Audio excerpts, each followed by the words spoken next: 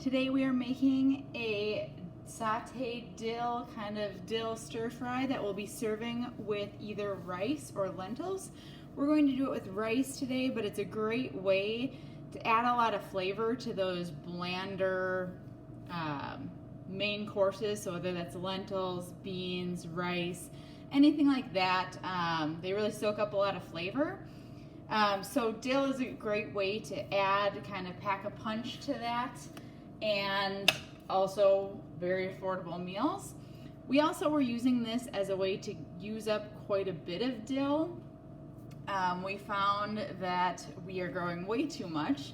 So this recipe will actually use around 16 cups of dry dill, or like a gallon container.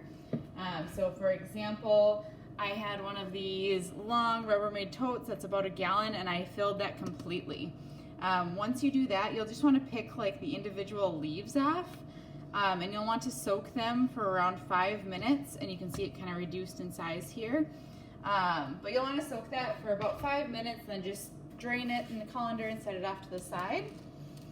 Meanwhile, we are going to heat some oil in a pan here. I'm using olive oil, but feel free to use your oil of choice. And then we are going to, once this heats up here, we have a few spices and a few things we're going to add. So I have some ground mustard that we're going to use 1/8 teaspoon. If you don't like the strong flavor of that, you could also substitute mustard seed or just leave out. If you are cooking this with lentils or rice for that matter, I would start that on the side. Lentils often have to cook a little bit longer, so I would get those going in a separate pot, or you could go ahead and add them to this, but you'll want to cook them until they're just done. So not mushy, but not hard anymore, if that makes sense. And then you could continue with the same kind of process.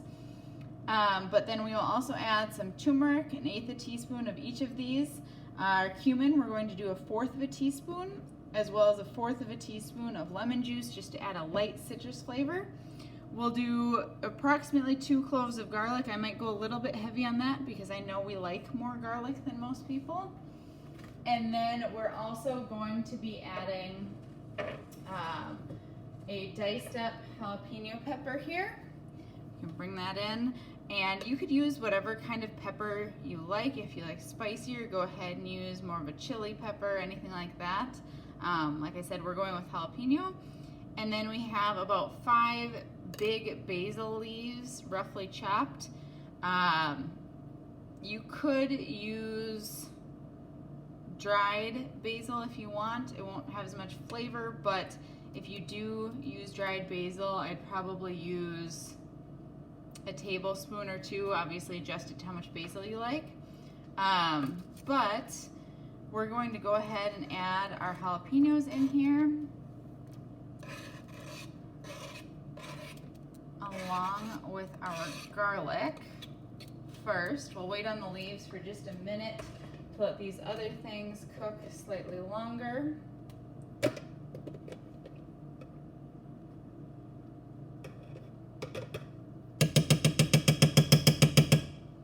Like I said, if you like garlic, go crazy with it, because the dill will soak up quite a bit of flavor. So we're just going to mix this in here to kind of get it cooking, and then we can start adding some of our spices to that. So like I had mentioned, we'll be doing 1/8 teaspoon of mustard, ground mustard.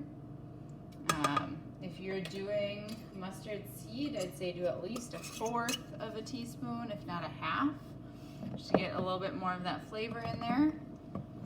And then we'll do 1/4 of our cumin here. And if you have cumin seeds, kind of the same thing goes. It won't be quite as pungent as the powder, but that is totally fine if you prefer that. Or if that's all you have, feel free to add that in, but just add a little bit extra. So we're just going to get this kind of stirred in. We want the peppers to start to soften. It's already smelling really quite good. And I'll continue by adding my turmeric here. Again, that'll be 1/8 of a teaspoon. Just sprinkle that in.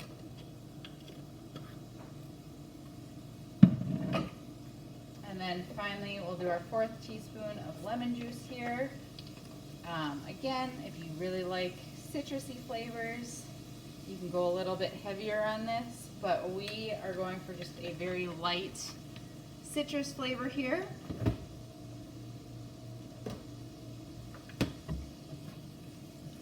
So keep stirring this pretty frequently so that your garlic doesn't burn to the pan. If you don't know when your garlic is closer to done, maybe wait on some of the spices just to make sure you're not burning it. And you can always add more oil as needed, but you can just kind of see it's a nice thin whatever in the pan. We're just stirring it around, getting a little bit of the crunch out of the peppers.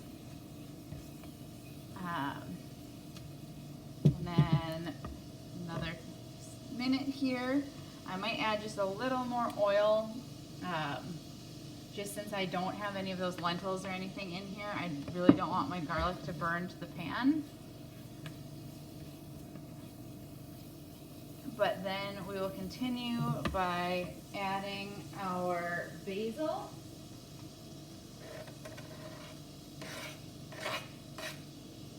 Another option is you could always add curry leaves if you have those, and then skip the basil and the lemon juice. Have a little bit different flavor, but kind of a variety on the same idea. And again, this is a great way to use up your dill if you're like us and it just kind of took over your herb garden. It uses up quite a bit. So, and it's really good with rice. You can have a very affordable, flavorful meal. If you want to add a little protein, add in those lentils, or you could add in something like a chicken or you know, whatever meat you prefer to go with that flavor, but dill typically goes well with chicken. All right, so we have this cooked down a little bit here. I'm gonna go ahead and start adding my dill. And you can chop this ahead of time or put the whole leaves in. It really is like personal preference. So I might just rip some of these up as we're going. And you don't want to overcook this. Again, it'll just be kind of a light, quick sauteing to wilt them down just a little bit. If you see big stems like this, feel free to take those out if you want. They're definitely safe to eat. It's just kind of your preference because those will take longer to cook than the actual fronds here.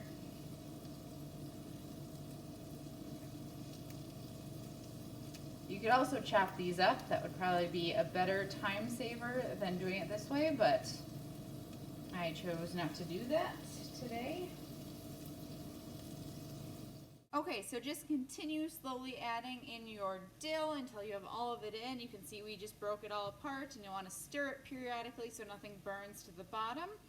And then once you get everything added, continue stirring until all of the leaves are wilted.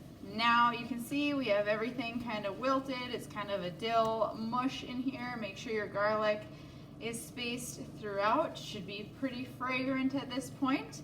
And this is now done for the dill part of it. To serve this, either mix this in with your lentils. Obviously you can do as much or as little as you want. I would make it at least half and half, if not a little bit heavier on the lentils, or rice. We'll show you a picture of how we eat it at the end here, but hopefully you enjoyed this. If you want a printable recipe of this, head over to the blog that's in the cards up above or in the video description down below. And don't forget to leave us a thumbs up and subscribe, and have a wonderful day.